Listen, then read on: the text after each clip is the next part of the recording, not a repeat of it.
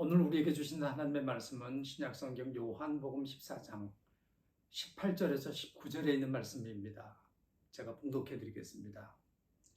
내가 너희를 고아와 같이 버려두지 아니하고 너희에게로 오리라. 조금 있으면 세상은 다시 나를 보지 못할 것이로되 너희는 나를 보리니 이는 내가 살아있고 너희도 살아있겠습니다. 아멘. 대학에서 실존주의를 공부한 적이 있습니다. 이 철학의 사조는 인간을 existence로 봅니다. 영어 X는 밖에 이런 뜻이고 스턴스는 stand라고 하는 뜻이니까 인간은 밖에 서 있는 존재다.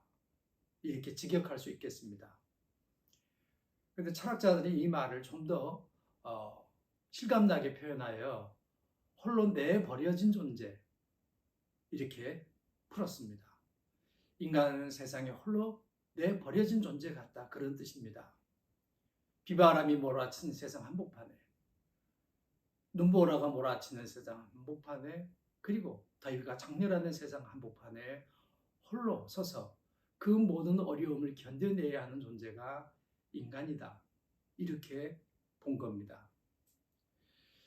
가끔 개인적인 얘기를 해볼 때가 있습니다.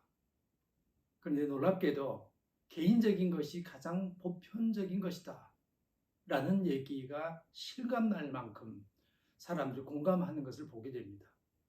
마치 자기 얘기인 것 같다고 그렇게 얘기하는 분들도 있습니다. 사람들은 모두 다 비슷한 경험을 하면서 살아갑니다.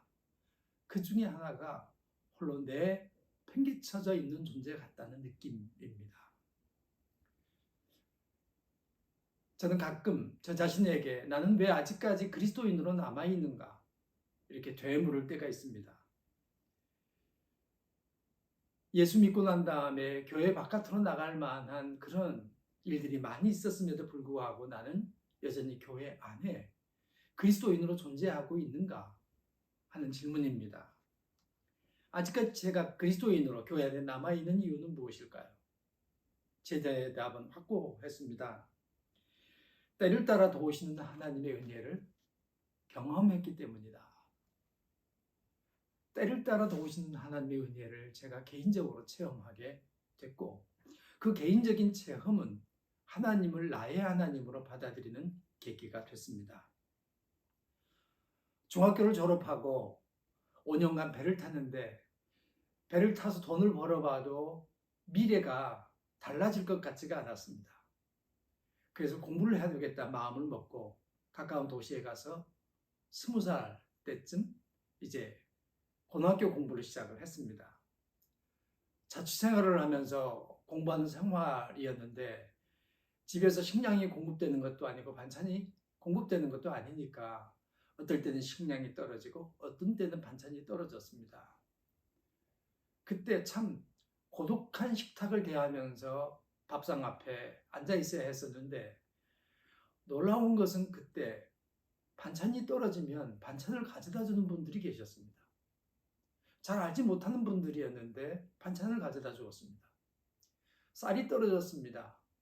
그러면 신기하게도 잘 모르던 분이 쌀을 가져다 줍니다. 마치 누군가가 시켜서 그런 것 같았습니다. 그때 제가 마음속에 하나님이 내 삶을 지켜보고 계시는구나. 하나님이 내 운명을 붙들고 계시는구나. 그런 깨달음을 갖게 됐습니다. 그 전까지만 해도 저는 심리학에서 얘기하는 신인동형론적 사고를 하고 있었습니다. 시골 교회 전도사님이 하나님인 것처럼 그렇게 느끼면서 지내고 있었습니다. 그런데 때를 따라 도우시는 하나님의 은혜를 체험하면서 비로소 신인동형론적 사고에서 저는 벗어나게 됐습니다. 그리고 하나님이 계시다. 하나님이 내 운명을 붙들고 계시다. 나는 결코 고아처럼 홀로 내버려져 있지 않다. 이런 확신을 가지게 됐습니다. 오늘 예수님께서 제자들에게 긴 설교를 하면서 그 부분 중에 하나인 대목을 우리에게 얘기하셨는데 아주 중요한 말씀을 하신 거죠. 내가 이제 아버지 집으로 돌아가지만은 너희들 고아처럼 버려두지는 않을 것이다. 이렇게 예수님께서 제자들에게 약속했습니다. 이 약속은 제자들의 삶에 고스란히 적용됐고 오늘 우리 그리스도인들에게도 고스란히 적용됐습니다. 현재를 살고 있는 많은 그리스도인들에게도 적용되고 있고 성경에 나온 여러 인물들에게도 하나님께서는 나를 지켜보고 계시고 내 운명을 붙들고 계시다 하는 사실을 깨닫게 만들었습니다. 그 중에 대표적인 인물이 아마도 야곱일 것입니다. 야곱은 형 에서를 속이고 아버지로부터 장자직분을 받은 다음에 가족들과 아주 불편한 관계에 놓이게 됐습니다. 어쩔 수 없이 외삼촌집을 향하여 가게 됐는데 해가 저물어서 어느 만큼에서 돌베기를 하고 잠을 자게 됐죠. 그때 얼마나 홀로 마음이 외로웠겠습니까? 마음이 참 힘들었겠습니까? 눈물 지으면서 돌베개를 하고 잠자리에 들었을지 모릅니다. 그런데 꿈에 천사들이 사닥다리를 하늘에서부터 이 야곱이 잠자고 있는 땅까지 내리더니 오르락 내리락 하고 하나님을 만나는 경험을 야곱이 하게 됩니다. 하나님께서 내가 너를 지켜볼 것이고 너를 보호할 것이고 내가 너에게 축복할 것이다. 그렇게 약속합니다. 너무나도 기쁜 마음에 일어나서 그 돌베개를 기념비로 세우고 하나님께 엎드려 경배하는 그런 얘기를 우리가 성경에서 읽어볼 수 있습니다. 사도 바울은 어땠나요? 로마로 압송되어 가는 배 안에서 풍랑을 만나가지고 아주 까다로운 상황 가운데 놓였습니다. 살 소망, 구원의 여망마저 없어져 있는 그런 상황 가운데 있을 때에 바울이 얼마나 마음이 힘들었겠습니까?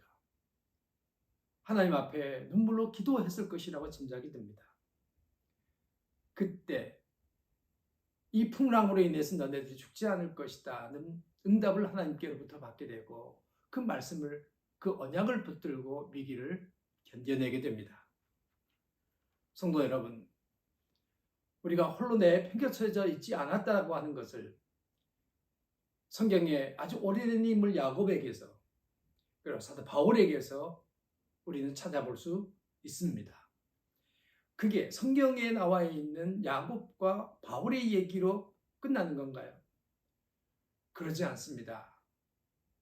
우리들의 얘기이기도 합니다. 여러분 홀로 눈물 짓고 계실 때에 아무도 여러분의 고통과 여러분의 힘듦을 알아주지 않는다고 느낄 그때에 하나님께서 여러분들을 지켜보고 계십니다.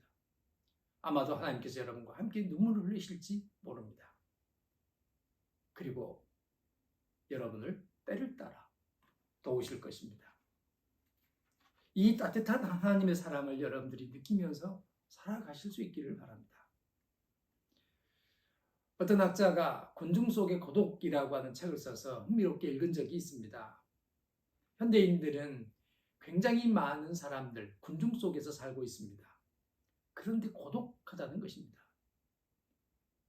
말이 통하는 사람이 없다 이런 뜻이죠. 자기 마음을 알아주는 사람이, 자기 심정을 이해해주는 사람이 없다 이런 뜻이죠.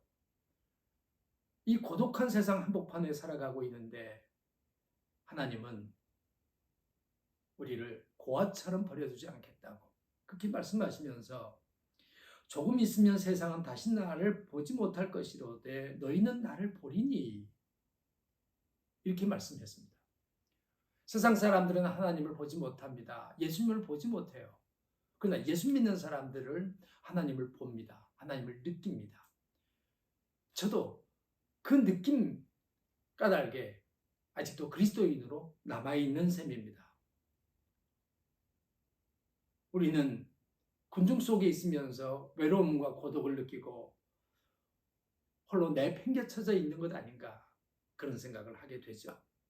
그런데 결코 그렇지 않다는 겁니다.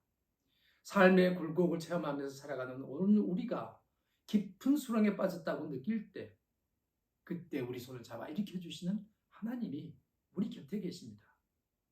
여러분, 그 하나님이 여러분의 운명을 붙들고 계십니다. 그리고 여러분들을 반석 위에 다시 세우실 것입니다. 그 귀한 은혜와 축복이 여러분들과 함께 하시기를 바랍니다.